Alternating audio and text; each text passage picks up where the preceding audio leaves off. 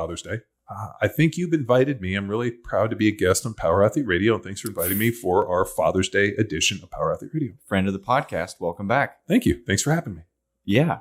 We used to do this a few times with Luke, and I thought it was always cool and an opportunity to bring it back. I recently picked up, again, one of your previous book recommendations for me back in 2017. Yeah. So here we are 5 years later. What's the diving back in? What's the release date on that? Because I'm going with like 2001, 2003 area when I read it. It might even been 2000. For those of you listening and not watching on Spotify or YouTube, whoa. This is The Wild at Heart, Discovering the Secret of a Man's Soul by John Eldridge. Mm-hmm. And we are looking at 1993. Okay. Yeah, so this would have been... I would have been given this book around 2001, 2002, somewhere in there. Yeah. And Kevin Elko gave it to me, actually. And it's written with Christian undertones, overtones, however you want to do it, with definitely an element of Christianity, but also really kind of an interesting read. And now that you pulled that out and I saw it sitting there, I realized we probably need to reread it into this present climate that we see in 2022. Well, that's part of this. Man, so ironically or destinedly, the section in which I read last night, where does masculinity come from? Mm-hmm. And that's what, dude, I know we scheduled this podcast. I had no plan, but then I read this. Now I have a plan. I got to bring this in. I thought the plan was just welcome me to the podcast, ask me one question, let me rant for an hour, and then click off. Isn't that our standard MO? No, I got 3 questions. God damn it, I love you. So... where does masculinity come from? I'm going to read a passage from the book and then lead into the questions once we pick this up and then put it down. So from John Eldridge here, in order to understand a wound, you must understand the central truth of a boy's journey to manhood. Masculinity is bestowed. A boy learns who he is and what he's got from a man or a company of men. The plan from the beginning of time was that his father would lay the foundation for a young boy's heart and pass on to him that essential knowledge and confidence in his strength. Dad would be the first man in his life and forever the most important man. Yeah, I mean, it's still as powerful a statement in 2022 as when I read it, 20 years ago. Mm-hmm. It's pretty easy listening to that quote and actually remembering it. Kind of being in this weird twilight of, obviously being a son, but also being a father. So it's a really strange kind of and I know people would love this analogy because I've probably never given this version of the analogy. But when we went to Japan and had those samurai swords made, the reason that the swords were so unique was it was the first time within the Fujiwara clan and their, 1,000+ year, family business of creating, swords for the Japanese, for the samurai and also for the royal family. They had never had an instance where all 3 generations had worked on a single sword. So for these swords, because I think they made us wait so long, they decided to actually involve 3 generations of sword makers, or maybe it had never worked out where the grandfather was still alive and the other son and the father and everybody were still actively working. So for Rick and I's swords, and I have the katana and Rick's got the wasashi, the shorter sword, the benching set, they did this 3-generation sword. And it was kind of a legendary deal. And even what's interesting is that you can find it on the internet where people are like, ooh, we heard that the Fujiwara clan is going to make a 3-generation sword. So they made 3. One's in a monastery in northern Japan. I have one and Rick has one. But what was interesting was the reverence of meeting the grandfather, the father, and the son, and them talking about each coming together based upon their own strength. So the grandfather did the engraving. The youngest son did the hammering. And the father did the polishing and the sharpening, and also I think the hamen, which is when they do it so it has the flow. And then they each split the handle and this, and they basically divided the sword into whatever their greatest strength was to create these exceptional versions. So that's an interesting metaphor for this, where you're, as a father, you have this past and present. So you have your father, and then you have obviously your son, And as a dad, you have to decide to either, extend traditions, or this is how I was raised. And I really I hate that cop out, where here people be like, well, that's not how I was raised. Yeah, but times are different. When my dad went to school, they took the bus everywhere. He bought his first car for $50. I mean, the perspective, a tank of gas was $5 or 5 cents. I mean, so like the time and the excuse of that's not how I was raised doesn't apply. So, what's cool is my dad was super influential in my life, as you guys have known if you've ever listened to this podcast. So to have a lot of not only the messages, but really my dad was, teach by example. This is what I do. And we just learned a lot about work ethic and integrity and honesty and just doing what you say you're going to do from my dad. And then you have, obviously, his set of influences influencing me. And then I have this entire other life to lead where I get to keep him abreast of everything that's going on. And he gives me his perspective. And there were certain things that I think when I reached out to him to ask his opinion, he didn't have the perspective to give me the advice I needed because he hadn't lived that life. I mean, as a professional football player, unless he had played football and done that job, that's why I think a lot of kids, like let's say John Daniel Runyon, has his dad, John Runyon, who, my former teammate, and now he plays in the NFL. Any question that he has about anything, pertaining to that business, playing whatever, it's really easy to, hey, Dad, I'm going through this problem, or I have this, or what do you think on this? He's able to give him perspective because his dad's done that. For me, I was doing something completely different than my brothers. My other brother, criminal defense attorney, followed in the steps of my dad. They had a ton of relationship in terms of things to talk about, but my dad was such an incredible mentor for my brother. So there were times where I made mistakes and I did things that were impetuous, that when I asked my dad's opinion, I don't think he felt that he could guide me as it was needed. And there were only things after the fact where he's like, yeah, I thought that was a bad decision, or you shouldn't have done this or this. And I was like, well, where were you? And he's like, I didn't have the breadth of knowledge and I didn't have the arrogance to try to insert myself into it. Mm-hmm. So I think for my dad being really intelligent, he was, I think intelligence is really interesting because we see it within this country, within this present climate. The dumbest people seem to have the biggest skill set and talk the loudest, whereas the most intelligent people realize their limitations, where they end and begin, and don't engage in it. It's amazing to hear all the dumbest people on social media are all, constitutional experts and, historical, constitution, have a deep understanding of studying the Constitution with history and this, and, understand.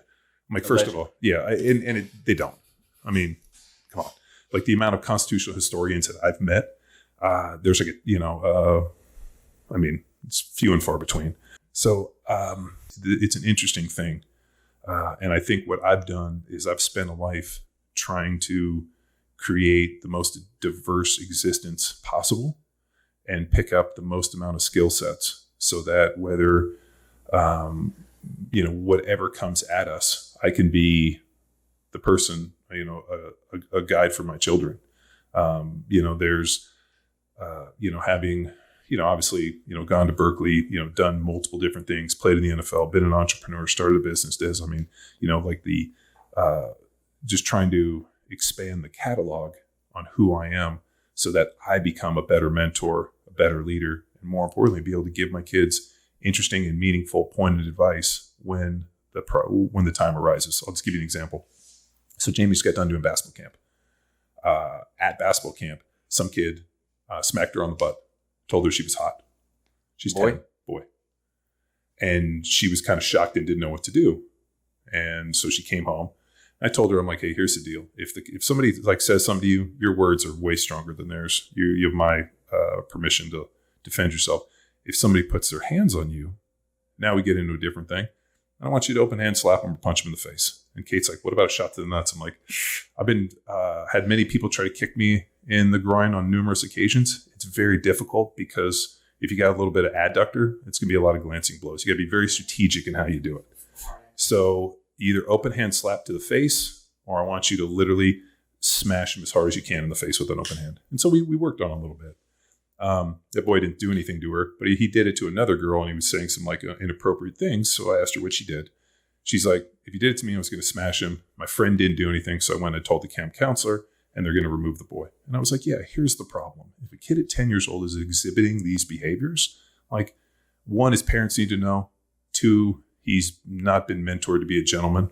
Like, there's an interesting way, and especially having daughters, like, I think women learn how men should treat them based upon how their father treats their mother. Mm-hmm. And, my wife and I, before we got married, we had a very interesting mutual discussion where I told her, I'm like, passion, all the other things are all important. But at the end of the day, talking to my dad, and this was an interesting thing that my dad gave me. So early on when he retired, my dad was a DA when he was a young lawyer. He got out of the DA's department. He did some family law for a little, and he did some divorces. And he actually told me he got into the nasty murder one stuff and all that real high profile stuff because it wasn't as ugly as dealing with family law and divorces. He's like, it's a lot easier to represent a dude that's killed 10 people than it is to at least there it's cut and dry and you can present the case and then this. But I mean, when you get into this divorce stuff, it's extremely dirty. And when I asked him, like, going through the divorce, was there anything universal that you saw that allowed people to like continue to be married? Because my parents were married for like 55 years. Like, what was the element opposed from when you saw these nasty divorces? And he said, looks fade. After a while, your wife doesn't think you're funny anymore. So humor fades. Money goes up and down. He went through all these things. He said the only thing that he has ever found that allows a marriage to extend for a long period of time is mutual respect. So what he noticed in the divorces is when the husband and the wife lost respect for each other, all of a sudden it ended and it got ugly. Even on the divorces where I still respect this person, we don't work anywhere, the divorce and the separation was extremely amicable. People paid the money, shook hands, and went their separate way. Or they cohabitated with having children. They were able to raise children, being separated. And he's like, when respect goes, that's when things just fall away. So before I got married, my wife and I had a good conversation. We're like, at the end of the day, I'll never do anything to disrespect you. Please don't ever talk to me in a way that's disrespectful. And I will always, I'll always support you. And like, we just had a really interesting thing. And the analogy I gave was respect's a lot like a dinner plate. If you shatter it into a million pieces, you can maybe glue it back together, but you're going to see the cracks and you're going to see the missing pieces, and it's never going to be the same. So I want you to treat the relationship and the respect, I'll treat it like a china plate. So that little side bit, that's how my wife and I have been married for 10 plus years. And I think we have a solid relationship based upon mutual respect. And the kids see that. They know, how I treat their mother. They know how I treat them. And that should be what they should expect from men. And part of the problem that I've explained to the girls is that the way that the image that I'm providing for them is maybe not the image that will be taken forward, but it's the image they should always strive for. So, you should think about all these different skills when you meet people and whether or not they compare. And at the end of the day, the only real example you're going to have for when you meet boys is how your father treated your mother and how I treated you guys. So that's how you should aim to be treated. So I think that's a really interesting piece in terms of raising daughters, is because they're going to end up with interactions with men and they have to be smart. Well, not only smart, and this leads me to my first question, they have to be confident. Mm-hmm. So essentially a two-parter here. And it's almost like raising a girl's perspective and then raising a boy's perspective. Handing off the confidence, showing Jamie how she should act in that moment. But then there's, giving her the confidence to execute. Yeah. So this is part one. So raising the girls to not only teaching them what to do, but then how do you then raise them up to execute when the conflict or the challenge presents itself? I think I told you the story about when I got in a fight, my mom came down and said, hey, if you're going to fight, you better win, because if you lose, you can't come home. I told my daughter a little bit different. And I told her, I'm like, here's the deal. I'm never going to be upset at you for defending yourself. If something happens and this is what goes down, I trust your judgment. You're not a bully. You're not an asshole kid. Somebody puts their hands on you or does something, I want you to fight like the third monkey. Hence the training program, we have third monkey, and where the joke comes from, you got to fight like you're the third monkey, and it just started raining. At which point, when it ends, I want you to go get your phone. I want you to call your father, aka me, and I want you to like call me on the phone or text me 911. I need you, or whatever it is, and I will be wherever you are. Like if it takes 40 minutes, I'll be there in 10 because I'm the fucking wolf, and I will show up, and I will bring with me a fucking unholy god hell of fucking fury down on those individuals and anybody else. Any other parent wants to show up, whether it's a fucking lawsuit, a fight, I don't give a shit what it is. We'll be fucking armed to the teeth. That is the support that they need to know at all times that, you know what, like you are my biggest concern. I will back you 100%, and then we'll figure out when the dust settles. And I tell them all the time, like I am, one of the ones I got from China Cho's dad, Papa Cho, who's not with us anymore, rest in peace, who, when I found out I was having twin daughters, I reached out to him, and we had some amazing conversations. And, I don't know if China and Freddie know, maybe they do, how much I talked to her dad about this, but like, because China and her sisters were always strong girls, and I liked how they were, and like extremely confident and take on the world and didn't take shit from anybody. Mm-hmm. And he raised them that way, but also he raised them. And the big one he said is, I want you to talk about them going to college. The idea that like, when you get out in the world, this is what you're going to need to be, that one day I won't be here and I got to prepare you for it. And, so with my daughters, I tell them all the time, I'm so excited to see who you grow up to be. I'm so excited to see you guys to grow up into strong, competent, intelligent women. And it's going to be difficult to navigate. Life isn't easy, and you don't want it easy, but you need to be strong enough to be able to move through this. And you're going to meet friends. You're going to, friends are going to become enemies. Enemies are going to become friends. Like, it's such an interesting world to navigate. But as long as you know that you have people on your team, one, your mother is, Kate's like Superwoman for those kids. I mean, dude, she like her level of detail and execution and just the way she manages those kids, like in comparison to how I was raised, we were raised like stray dogs. Like, that's the only way I can describe it. And so I tell them, like, your mom, like, I've never seen anything like this, like the way she is. Be very thankful. And when you get out in the real world on your own, you'll realize the support and the example that your mother has provided, but also the support that you have from us. But at the end of the day, with great responsibility is great, and support, there's great expectation for achievement. You guys are given every opportunity. Anything less than, a home run. Like, I don't mean to put expectation on you, but I think we're so in this thing of like, oh, don't expect me. Fuck that.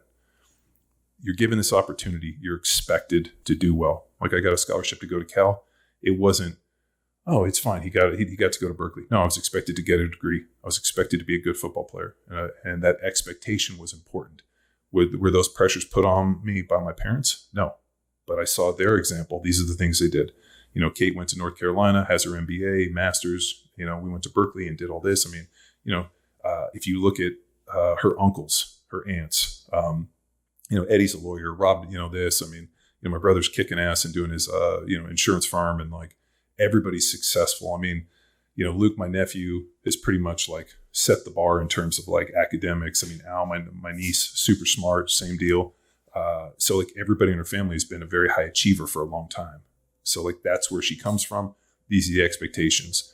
Kelly, the same thing. I'm just using Jamie as a focus. Kelly's in an interesting deal because she rides horses, and the horse moms and the horse girls and the dynamics of that are really interesting, because she's used to having her sister and her mom, and then she's dealing with these girls that are of different ages and act differently, right? Maybe put some emphasis on some drama or talking negatively about other people for conversation versus, cool interactions that I've experienced at the dinner table with the family, related to stories or things going on, activities. Yeah, so a different experience, I imagine. The other thing, too, is there's definite like historical precedents for keeping your kids connected to your family. So like, there's a big one of like, especially when we went through all of the like historical stuff for, Kelly's genealogy deal, but like being able to tell, talk to them about the family, and like, these were people that came before you, and these are the hardships they had. And I think we're so disconnected from our heritage. So like, being able to talk to the kids, it was funny, like we were watching the Vikings thing, and I'm like, this is where our family's from Denmark. Like, this is where these people were coming from. Also, our family is from England. And, so we were like watching this. And I think that like historical perspective, and they were like, those people sailed on boats and killed people with axes. I'm like, that was what, by the millions. And so like them talking about the hardship and like, dude, those people just had no future. They got on a boat and just sailed hoping to find something. So like now we're in a different times, but like, that's still the ethos of humanity. And this is who we are at our basic. And I think understanding that, but also the big thing too the non-negotiables for us is they have to read. Jamie reads like, feverishly. Killy is really picked it up too. And the one thing that I will never bitch about buying is books. So if they want a book and they come over, I won't let them read on their computers. I don't want them to get a Kindle or read on their phones. They have to learn to read the love of moving pages. And so Killy just wanted this like really interesting book set on like the Vietnam War. It was like 20 Very books. Interesting. Yeah. So I go through Alpris and I buy it used. And then what happens is when they read all the books, we box them back up and send, and sell them on Alpris again. I am a child of divorce. So the opportunity I had to connect with my dad was through sports and reading. So you get Tuesday nights and every other weekend. It fucking sucks, but that's what you got. So you spent the most. So bookstore on Tuesday, sporting events, Astros games. On the weekends, monster trucks, all the fun stuff. But through reading. So then the expectation is I got a week to finish this book so I can have a conversation about it. Yeah. Then it was, Treasure Island, Count of Monte Cristo. So eventually leading to his favorites. Yeah. Which is cool. Yeah. No, I mean, reading the classics. The reason they're the classics is they'll always be the classics. Like growing up is a weird dynamic in that my dad worked a ton, like 80 hours a week. So he would wake up like 3 or 4 in the morning, be out of the house by 5 or 6 because court started at 8. And he might have to be downtown in this and then the office. And then he worked late because he, was a lawyer and he traveled through all the courts. And so really it was Saturday and Sunday when we get to see him. But then it was like 6 a.m. banging on the windows for us to wash all the cars. We washed every car every Saturday morning. And if we did a good job, he would probably take us to breakfast. If not, he didn't feed us. But then there was like, just a ton of work to be done around our house. And we were, the unpaid labor. So, and then Sunday, we either get up for church. And if we didn't get up, we would be admonished for the entire day about how God knows that we don't go to church and that nice Catholic guilt. But if we did good, so it was just an interesting dynamic. But for my kids, now for the cash side of things, so a little different. So the hard thing with Cashy, and this is like, he is such a nice, sweet kid. Like I was kind of a little asshole, but I also grew up with 2 older brothers. I didn't necessarily I don't remember, my parents hugging me. I was always up to no good. There was always trouble. Like I was always trying to chase my brothers. Like the most dangerous thing I could do, like let's get on the roof and jump off. Dude, we were. So I got another quote here from Wild at Heart. And I related to this one. I wasn't mean. I wasn't evil. I was nice. And let me tell you, a hesitant man is the last thing in the world a woman needs. She needs a lover and a warrior, not a really nice guy. I don't know. Well, one, I've never been accused of being a nice guy. I've been probably accused of being a good dude, not a fucking asshole. But I don't know. I mean, who knows? I mean, I'd have to ask a bunch of people. But I've had a lot of people be like, "Wow, I'm actually thoroughly surprised that he's a good guy." No, I've fucking never been a nice guy. So, but Keshi's a really sweet kid. He was big on hugs. He is just, he's a very good kid. And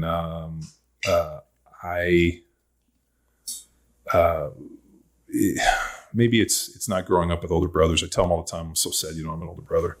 But maybe sisters, whatever. But he's watching him out at camp, he's real concerned with helping all the kids and making sure everybody's doing fine. And he's just a good kid.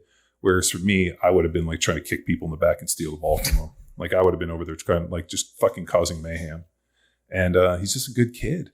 And so a lesser man, I'll say that, lesser man would see that as a bad thing and negative and try to push some evil into that heart. No, I think... Well, you know some parents that happen to also be coaches of youth sports that you can imagine act the same way. Well, there's this idea that, I think, how do I put this? Like, I think we've destroyed a lot of eggs and cracked a lot of eggs, and under the idea that you're going to somehow have to make people into somebody they're not. I think what you do is you provide example, you provide opportunity, and you provide guidance, and you let people grow into who they are. It's probably a lot like a tree, right? You plant it, you feed it, you water it, you prune it, you make sure that it's growing there. When the wind grows, if it falls over, you put a stake. I mean, you support it in such a way so that it can continue to grow and grow deep roots.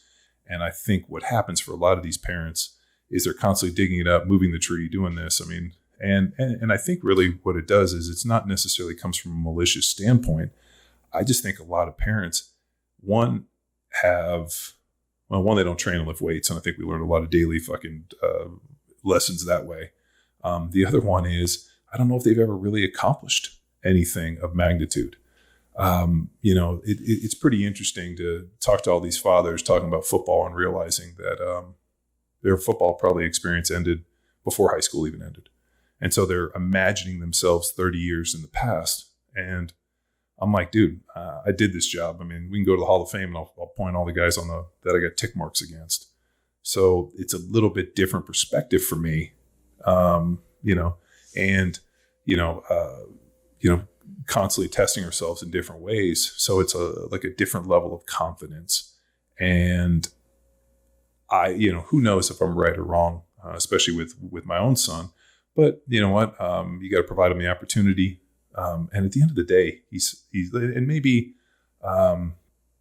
boys are a little bit different than girls. Whereas Cashie's maybe just the last kid, and he's just he's just a nice kid, and he listens.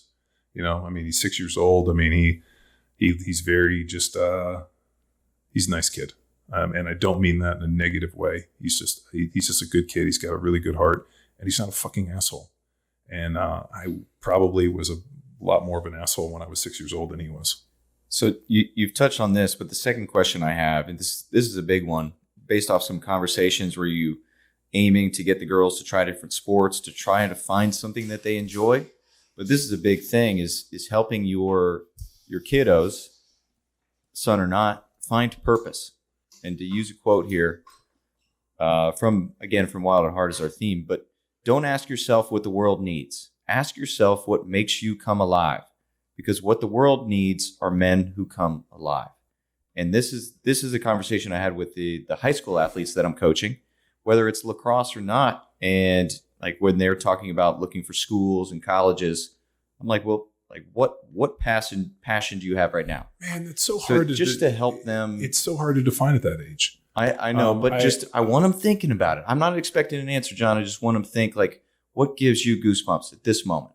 It's so interesting how things play out. And I think the quote that Greg Glassman threw me all those years ago, people fail at the margins of their experience. So that little piece that he said to me many, many years ago has forced me to increase my margin. So that's why I'm always fighting for more margin. I don't want to fail at the margins of my experience. So I'm going to increase my experiences so that my margin is really deep or really dense or really far. So I think the one thing that I don't fail at is I know my perception of school. Let's give you an example. I didn't get straight A's, but I did well. But the amount of work that I did was zero. So I was extremely unmotivated, and like nothing was exciting and passionate in school because of the way we were taught. Actually, my favorite class was ceramics. So I used to be able to go and throw pots and make all this stuff because it was creative and it was fun and it was ever changing, it was challenging, and I was forced. So what I didn't like about school was that I felt like if there were 30 people in the class was taught to the bottom third. The middle third was fine, kind of fine, and then the top people were just kind of like blowing bubbles. And so we would go into stuff, I'd sit down, and I never felt like I was outside my comfort zone. Everything was like, oh, it's easy. No, I'll bang this out. My mom's like, you got homework? I'm like, I did it in class. It was just easy. And because of that, because when I wasn't challenged, it's not as if like today I'd be like, well, it's easy. I'm going to fucking get 100 on everything. I just didn't, well, it's easy. 80's fine. 85, 90. I'm not going to do the extra work to push it over the top, because what's the difference? Training for football was different because, like we were talking about with Colin O'Brady, where his mom's like, I want you to set a goal, whatever. I am more the type of person, you suck. You will never do this. You'll never amount to shit. That's the type of stuff that I hear. Like somebody like, you won't do this, or I'm better than you, whatever. Fuck no. Like, that's like completely different. Where his mom instilled him in this. I was out there trying to prove a whole bunch of people who didn't believe in me wrong. Like I just saw this deal. Jennifer Lopez accepted some Lifetime Achievement Award for the MTV Music Awards or something. And she thanked her haters. She's like, thank you for all the people that never thought I could do this and were always against me. You are the reason that I was able to be successful. And I think for a lot of times that was me. And you hate JLo? Oh yeah, I'm not a JLo fan. I'm a big fan, especially your Super Bowl halftime. Yeah, Jenny from Around the Block or whatever it is. I mean, I liked her when she was a fly girl on In Living LA. Color. In Living Color, which I don't know if you remember In Living Color. No, I'm thinking of Paula Abdul's Lakers, the first Lakers girl. Yeah, but I don't know if she was the first, but she was one. So so part of the training I really enjoyed, like the aspect of like training. I really liked going out and imposing my will and playing football. The problem is, all of a sudden I go to college, and I got a ton of scholarship offers. I go to college, and I was kind of a little fish out of water, because you're not really a man. You're still kind of a kid, and you're kind of trying to figure this stuff out in a freshman year. You're trying to figure this out, like all of a sudden there's like, with girls around, you're in this college environment here. Like, I kind of sunk into this Berkeley thing, and I kind of floated in that first year. And it wasn't until like my sophomore year where everything kind of clicked, and I knew what I wanted. And I'll tell you this, I mean, I didn't even know 100% what I wanted in school, but I knew that I liked it. I knew that when I showed up, it was extremely demanding. I had to do the work, and it was competitive, and therefore I wanted to do well at it. The football, same thing. Like expected, a lot was expected. So when I got to college, all of a sudden I was like, oh shit, this is great. Like I wish high school was more like this. I would have been more more proficient, just more motivated if I had this level of competition. So when my kids, when we moved here, they went to public school, a lot of the same things that my kids were telling me were the same things that I experienced. Mm-hmm. Like Jamie's like, it's not really very much fun. It's kind of easy. I was like, have you read anything? She's like, yeah, I'll as the teacher, I'll get done with stuff and I'll pull out my book and I'll start reading because I get done so quick. And then the teacher yells at me for a reading. And she's like, but it's taking kids 30, 40 minutes to do something. It's taking me 5. So then I have to sit there. And so like a lot of the same things that I went through and a lot of the narrative that they said, and that's why we ended up going and finding a much more challenging private school where I talked to them like, I want you to push these kids. Like they can do it. Like ask them to do more than you think they can and they'll meet the deal, because I know how I was. Mm-hmm. So now they've blossomed to the point where, Jamie's going into 5th grade and they were trying to push her into 7th grade. So they're going to move her up a year, and they want Kelly to move up a year. And I was like, just keep them in the same grade. And so they're like, but the work that they did is 2 years ahead of where they were. So, I mean, now they've kind of closed the gap where they probably can't even go back to public school just because the stuff is so advanced, which at the end of the day is what I want.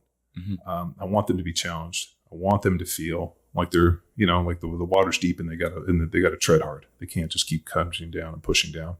With sports, sports was my vehicle to get to college and, obviously my vehicle for success. It doesn't mean that it has to be my kid's vehicle. They can do other things. So I think a lot of times parents are like, well, this is what I did. This is what you need to do. But what I want them to do is I want them to gain, what's the term at Sornix? Physical culture. Right. So I want them to understand like the theme of physical culture. And I want them to ingrain that into their daily routine the same way it is for Kate and I and our family.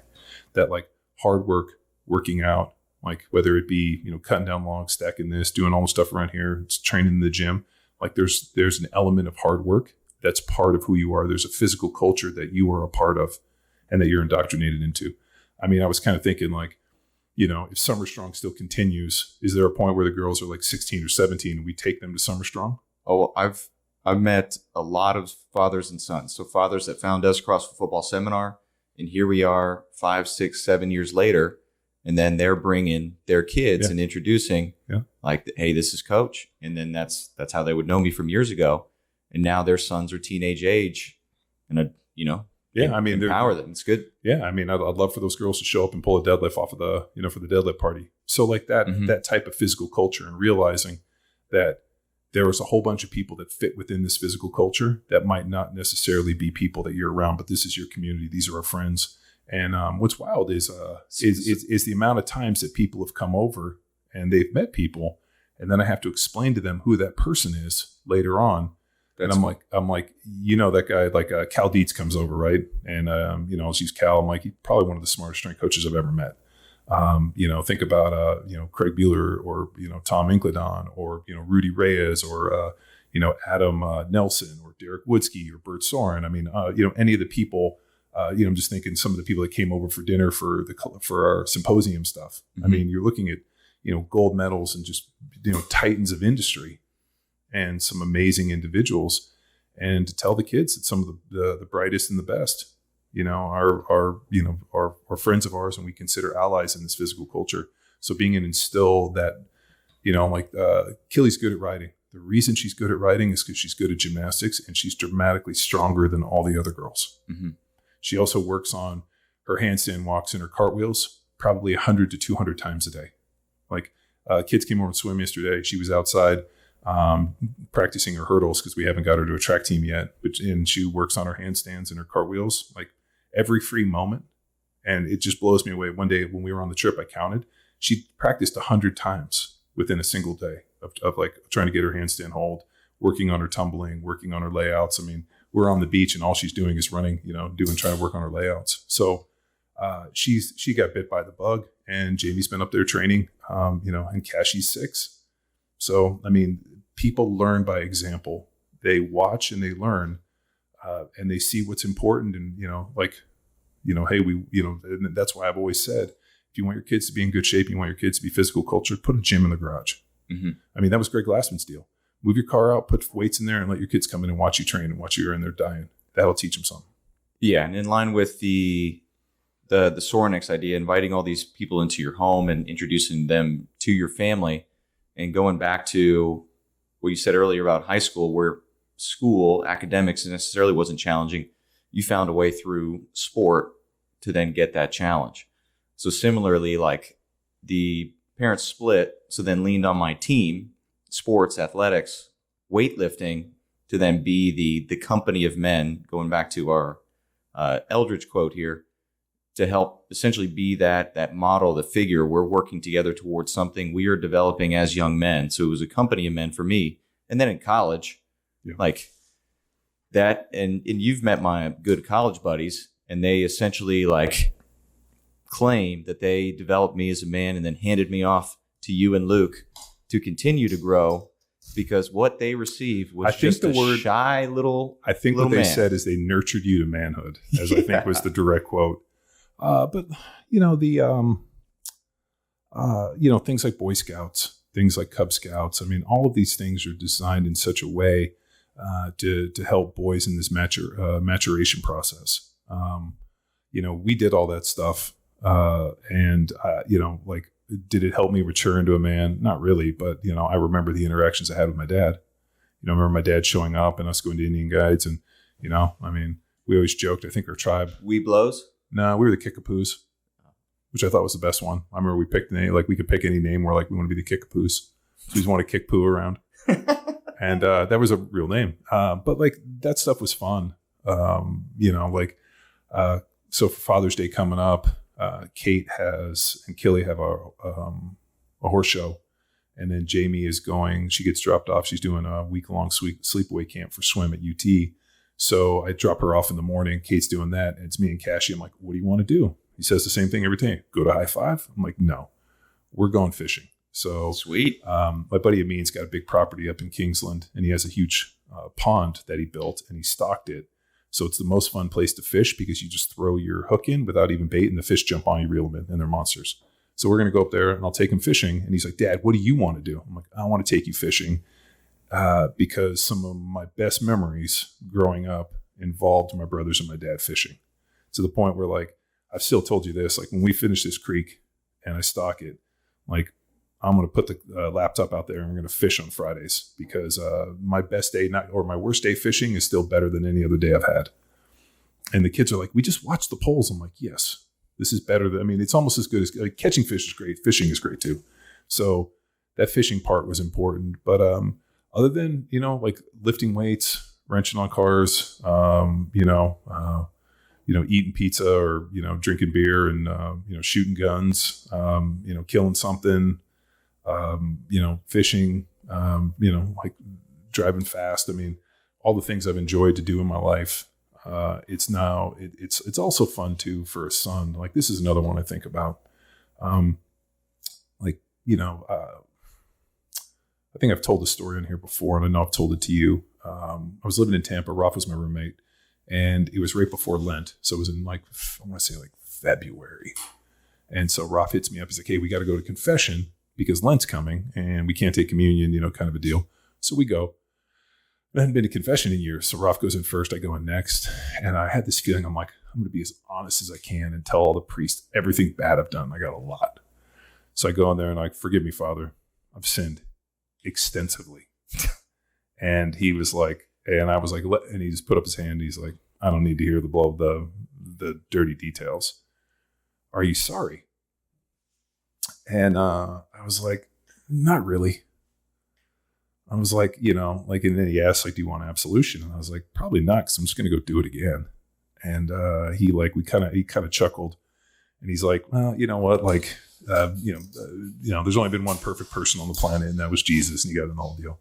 But he asked me, he goes, I want you to think about something when going forward. I want you to think about, be the type of person you want to bring into your life. So when you see, let's say you're out hanging out with girls or this, and you look around for the people. Are these the type of people that you want to bring into your life? Is this the representation? Because there's the individuals and the people we're around are a great reflection of who you are. And if you find yourself, maybe not in the best of situations, is it the situation or is that the reflection you're giving off? So I want you to think about that. And that was an extremely pivotal point in my life when I realized that, the way that I was and the perception I was giving off, that was a real deal. And if I wanted people to view me in a better way, and I wanted to, one day be a father and a husband and, a business owner and actually have some credibility and a little bit of integrity, that was the type of person I needed to be, not just, run around with my hair on fire, trying to fucking slay every mountain I could. And that was just a pivotal point where I realized fuck, I got to tighten my shit up. And if I want to effectively surround myself with better people and be a better person, I got to start with myself. And that was extremely pivotal for me, that moment going forward. And so that one was good. But I mean, if the guy had just been if I had said, yeah, I'm sorry, give me absolution. Okay. Said 27 Hail Marys and 27, he's going easy. Yeah. And 100 Our Fathers and, call it a day. And what's funny is he didn't even ask me to say Hail Marys or Our Fathers. He just was like, I want you to think about, be the type of person you want to bring into your life, and that might be a live, laugh, love quote, you got on your wall, live, laugh, eat, love. But that was impactful for me. So as a father and as a husband, I think about it more often than I should. Am I the type of person that I want to attract? And what do I want for my kids? What kind of life do I want? What example? I want my daughters to grow up, and if the view of their father is be like, wow, my dad was an absolute crazy person. The amount of stuff he handled in this, he was intelligent. He could, he was all the things we hope for, a scholar, an orator, an athlete and all these other things. And he was, a big, strong dude, larger than life. The kids tell, dude, people come from all over the world for my dad to test, they think the Block One is hilarious. But that's a cool thing. Mm-hmm. And the environment that they, we've created, I want them to have this feeling, a bigger than life feeling, so that when they go out and they meet people, that's the expectation that they have. And they don't settle for just, the 12-year-old kid next door, Charlie Manson's them into a relationship. I want them to have a bigger than life. I want them to have a big, big North Star. And I want them to feel that, that with, great opportunity, great expectation. And I want them to go out. And I tell them this all the time. I want you guys to go out and, fight battles, love lost, love won. I want you to experience everything. I want you to travel and see the world. I want you to see the, world or the sun come up on the wrong side of the world. I want you to have all these experiences. I want you to come home and tell me about them. I'd love to be there with you, but I'm not going to get to be there on all of them. As we were sitting there listening to Colin O'Brady, think about the experience. I mean, to see the sun come up over Mount Everest and all of those adventures, and to be out here and to be his parents and to have him come over and tell these stories. And a big part of you wishes that you were there in that moment with him, but then realizing that this is his quest to lead. And I'm just so proud to be part of it. And this is what my child's accomplished. And I'm so, and I'm so glad. I tell my son all the time, the only thing I want for you is to be your father's son. I mean, I've tried my entire life to just be my father's son and be a good dude and to be somebody that my dad was proud of. And I think at the end of the day, if you can do that, I think you've hit the mark and you've done what's been expected of you. Mm-hmm. And final question or tidbit or antidote. And speaking of Ruiz, this is an excellent thing because I know y'all are such good friends. And then I've had the opportunity to apprentice and consider him a mentor. How do you find that balance between self-reliance and, fighting your own battles and then leaning into a mentor and a guide, whether it's a father or a father figure? It's pretty interesting. I had a kind of a deep thought about the idea of mentorship recently. And, there's this, there's a weird thing, right? And I think it's very difficult to mentor your own kids. I think as an adult, as a parent, you can provide the example. This is who I am. I think it requires other individuals, other men, other women to mentor your children in a little, in a positive way. I can think of Kathy at the barn, right? So next door, Kathy's told me for years, I'm not teaching girls how to ride horses. I'm teaching them how to be young women. Hard work and this. And she's like, the lessons of life I teach from the back of a horse. And she's so good at it. She's like everybody's grandmother. And she's just a really amazing woman. And she's just to be able to manage this, but honesty and truth and hard work and just the example of how hard that woman works brings a smile to my face. Most mornings when I'm up at 7, she's already out there riding because not only she teach classes, she teaches privates and people pay her to ride their horses to break them in and to get them ready. So, she busts her ass and that's a great example. And, there's a lot of things that pop up at the barn and Kate's constantly Kate personally trains Kathy. And because she, not only do they trade out, but Kathy, it's good for Kate as well. And she's like, man, Kathy is such a hard worker. And I think that example of Kathy, and what's amazing is all the girls who are good girls, all really admire her. And then there's a bunch of girls that don't like her. And that's more a reflection on them and their parents than it is on Kathy. So I think for my son, having other individuals around, because it's kind of he's a little young for it, but out there coaching, seeing this other stuff, having people mentor him and, realizing that you can say everything you want to your kids and they might not hear you. All of a sudden, somebody they respect who's not you gives them that information and it becomes life-changing. I learned from my parents through example. We were, I think we were talking a little bit with Ronda Rousey's mom about, me going to martial arts when I was little and the way, the expectation for that. I was 6 years old and I still remember it. I could still remember the sound of that dude's starch gi when he did all of his moves. It's the same thing when I went out to Mid-South when I did that shooting school with the guys from NSW, and all of a sudden the instructors got up and the ease, the ability to seamlessly and effortlessly combine primal movement patterns in terms of using that weapon and putting it on target, and as smooth as they were in terms of drawing this and the transitions and how they moved, it was that same precision that I saw when I was 6 years old from that old Japanese martial artist. And I think I have forever observed. Like, and I think that this is what's so interesting about power athlete, and more importantly, our definition of athleticism and what we've been teaching. And I've said it was like a splinter in my mind. It's been like this for like this is just the evolution of all of these years of thinking, of being like, why?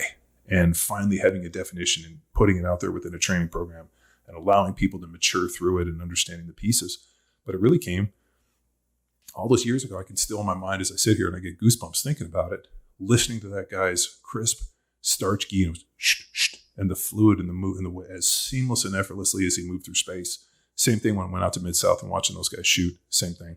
And I've seen it before in other ways, whether it be martial arts, whether it be in boxing, whether it be in this, everything. It's what I strive for within football. And that was, you go back to Musashi's Book of Five Rings and Bushido, same deal, that dedication to perfection. Think about Tom Cruise's samurai movie, Last Samurai. Yeah. When he's like, so you're telling me savages that have had a singular dedication for over 1,000 years, which is warfare, they're savages, right? Like he makes that comment, they're savages. Yeah. He's like, they've had a singular mindset. They've dedicated their entire lives for 1,000 years to the singular task of warfare. They're going to be pretty good at it. And they were, those dudes are shooting arrows from back of horses. Just like their dedication and expertise is something to behold. And I think that like what we've talked about, like athleticism is symmetry and beauty. And when you see it, you know it. Whereas it's something unexplainable. You turn on the Olympics, you see somebody move. They move in such a way that's so pleasing to the eye that you think, shit, that's really nice. It's really athletic. It's amazing. We see the clips all the time on Instagram now. So I don't mean to divert, but that idea of mentorship, sorry, I ran down a little rabbit hole, but that idea of mentorship is so important. But then there's another weird problem with that. There's a lot of fucking perverts and weirdos in the world. And your job as a parent is to protect yourself or to protect your children and those around you from weirdos and perverts. And like, all of a sudden you get like, hey, well, they're going to go to a church function. And you know what? Like the Catholic Church has not been good about protecting children. Look at the Boy Scouts. Look at all these organizations. So like there's a really interesting piece with like allowing other people to mentor your children, which also in today's age as a parent is a little bit different. Like when we were kids, we'd jump 20 kids in a car. There'd be no seatbelts and like, we'd roll places. Now we just live in and I hate when people say we live in a different time, but fucking we do live in a different time. Or are we just more cognizant of it, or is this? But, there's, kids get kidnapped and kids get hurt, and there's a lot of weird shit, like just talking about the sexual abuse aspect of it. The amount of girls, and maybe these statistics have always been this way, but now there's more front and center, that have had something happen to them, and the amount of boys that have had something. We got Rudy Reyes on the podcast, talking about this. To the point where, on that podcast, and it goes out saying we love Rudy. Like Rudy is like, anywhere in the world, if he called us, we'd fucking be there for him. And so would a lot of other of our friends. And I respect that guy so much. And he's such a beautiful soul, and his wife, Jade, same thing. But to hear that, at an age when he needed to be protected, somebody wasn't there and he had to be the protector against that shit.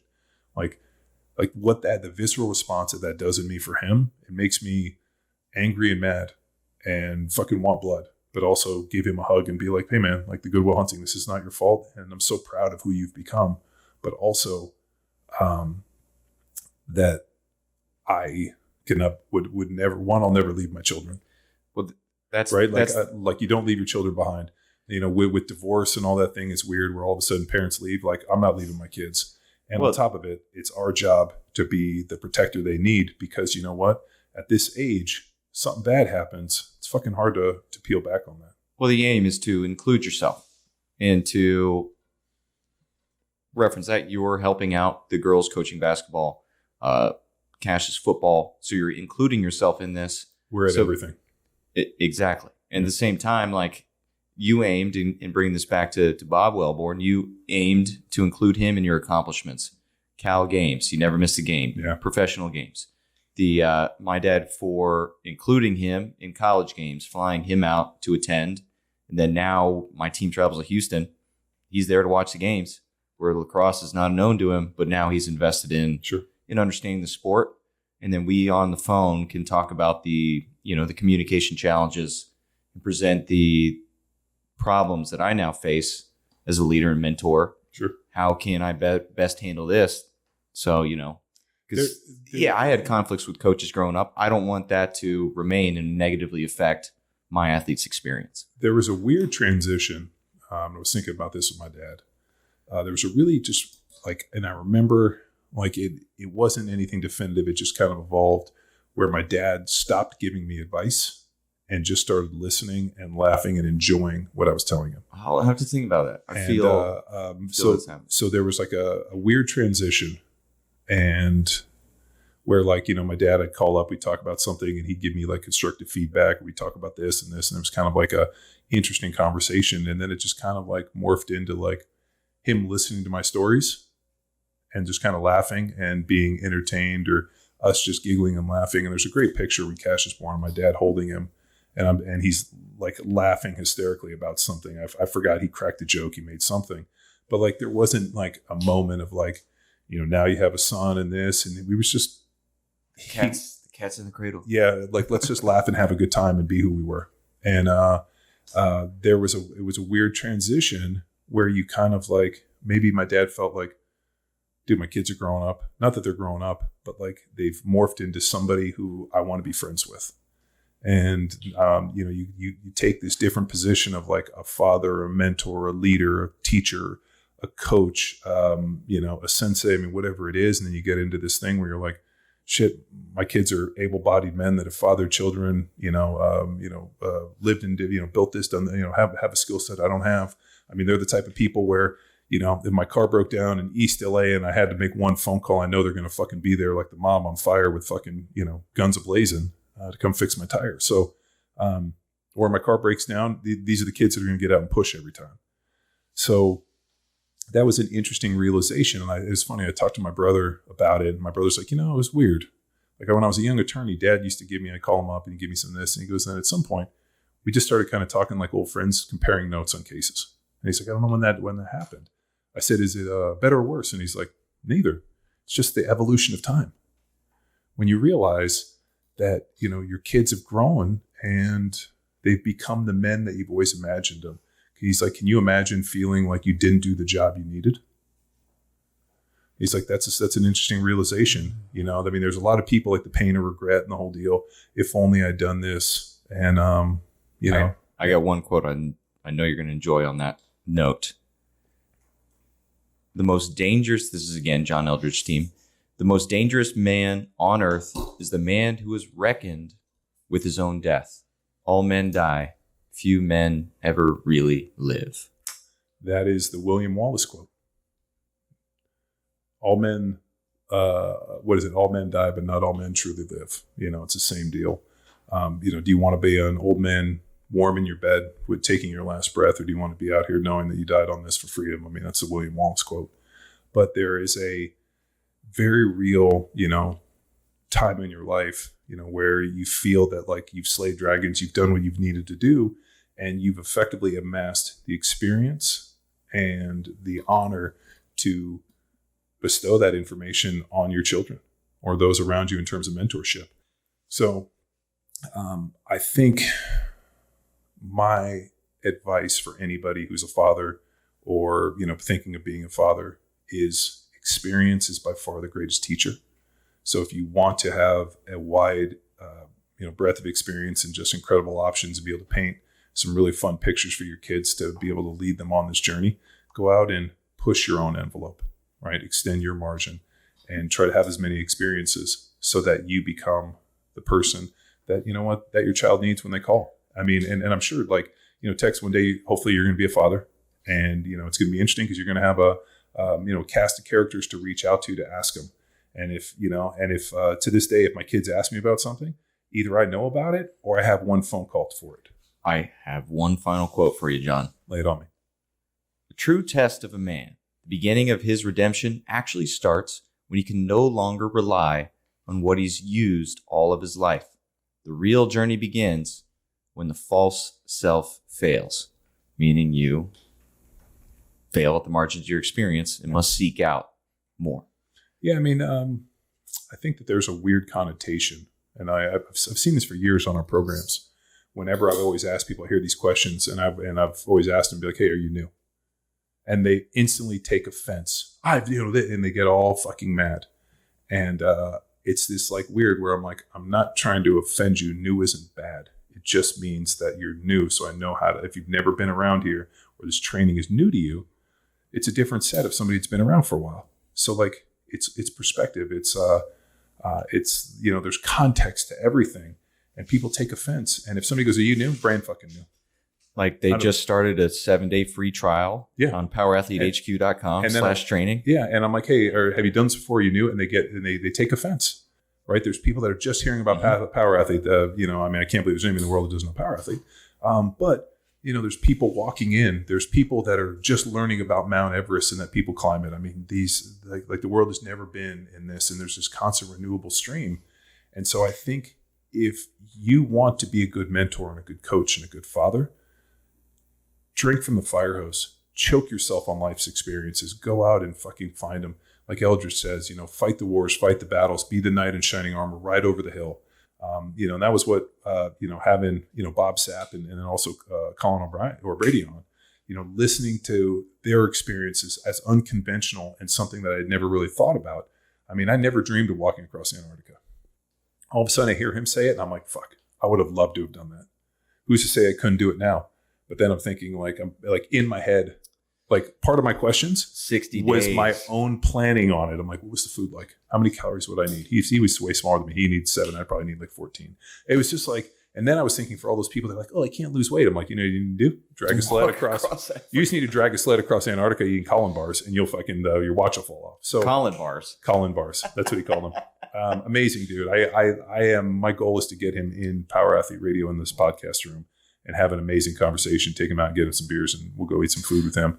But yeah, I reached out to him on social. Same thing with Bob Sapp, taking the kids over there and seeing Bob in Thailand. Future episodes of Power Athlete Radio. Yeah. So let's get some action feedback. Subscribe to the podcast. Give us a rating and review. If you've taken anything from this episode, leave us a 5 stars in return. That's all we ask. And if you have more questions or thoughts or concerns, you can always reach out on the hotline 929-464-464 929-ING-0. And if you want to shoot me an email, if you've been inspired or you want to rap any more about this, you can shoot me an email. Just send it to John at JohnnyWad, JOHNNIE.com, or Raven at Power Athlete HQ. All those will filter back to me. And if you're looking to be the example within your family and get started with your fitness, training, nutrition, head to powerathletehq.com. We got 7-day free trial of all of our training programs. And move some dirt, get started today. All the old John Wellborn-isms. And if you want to get into the Block 1, you want to learn the methodology and get into our inner circle, go to academy.powerathletehq.com. Check out the methodology in the Block 1 and really just you can come out here and train with us and see if you got what it takes. But, and join an excellent company of men using Eldridge and women. I know I was just quoting Eldridge, but no, it's but yeah. Hey, dude, thanks for having me. It's no, dude. I don't say it lightly.